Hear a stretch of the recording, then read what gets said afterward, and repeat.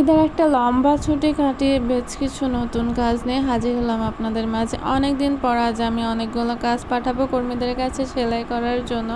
সবগুলো ড্রেস আমি ড্রয়িং করে নিয়েছি, শুধু সেলাইয়ের জন্য কর্মীর কাছে পাঠাবো। তো চলুন দেখা যাক আমি আজকে কী কী ড্রেস কর্মীদের কাছে পাঠাবো। হ্যালো এভরিওয়ান, আসসালামু আলাইকুম, কেমন আছেন সবাই? Welcome to my channel.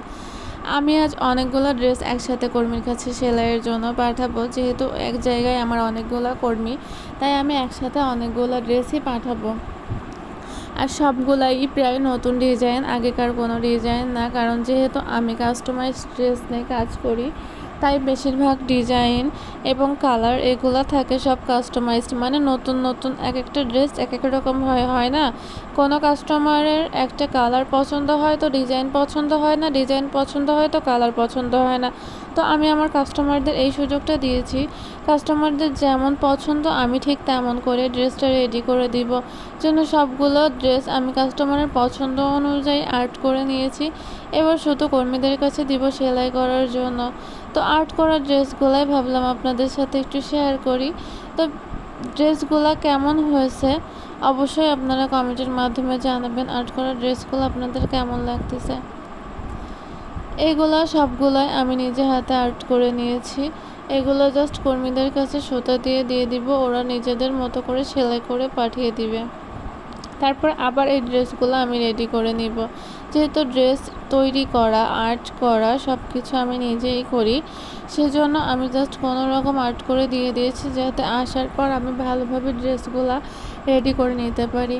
এর সাথে আমি আপনাদের সাথে দুইটা রেডি ড্রেসও শেয়ার করব। ড্রেসগুলো আমি যখন বানিয়েছি তখন এই রেডি ড্রেসগুলো বানিয়ে ফেলেছিলাম, তো ভাবলাম এই ড্রেসগুলো আপনাদের সাথে শেয়ার করি। এই জন্য ড্রেস দুইটা আপনাদের সাথে শেয়ার করতে এলাম। আগেটা ছিল একটা কুশি কাটা ড্রেস, এটা একটা 2 পিস। জাস্ট এর সাথে যদি চান তাহলে ওড়নাও দেওয়া যাবে ম্যাচিং করে। এই ড্রেসটা আমি আপনাদের আর্ট করে দেখাবো, যে ড্রেসগুলো আমি কিভাবে আর্ট করি। আমি প্রথম যখন কাজ শুরু করি তখন কার্বন দিয়ে আঁকতাম, কিন্তু তাতে আমার অনেক সময় নষ্ট হতো। আর মোটামুটি ড্রয়িংটা আমি ভালোই করতে পারতাম ছোট থেকে। তো ভাবলাম কেননা আমি নিজের ইচ্ছা মতো ড্রয়িংটা করি, তাহলে আমার সময়টাও বেঁচে যাবে এবং ইচ্ছা মতো ডিজাইনটাও করতে পারবো।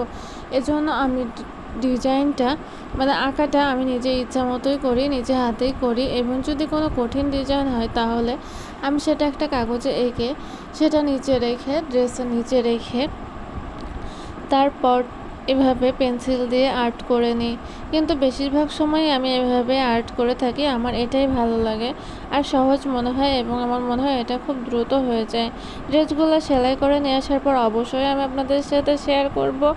আর এই ভিডিওটা যদি ভালো লেগে থাকে তাহলে অবশ্যই লাইক কমেন্ট করে দিবেন এবং আমার চ্যানেলটা সাবস্ক্রাইব করে পাশেই থাকবেন।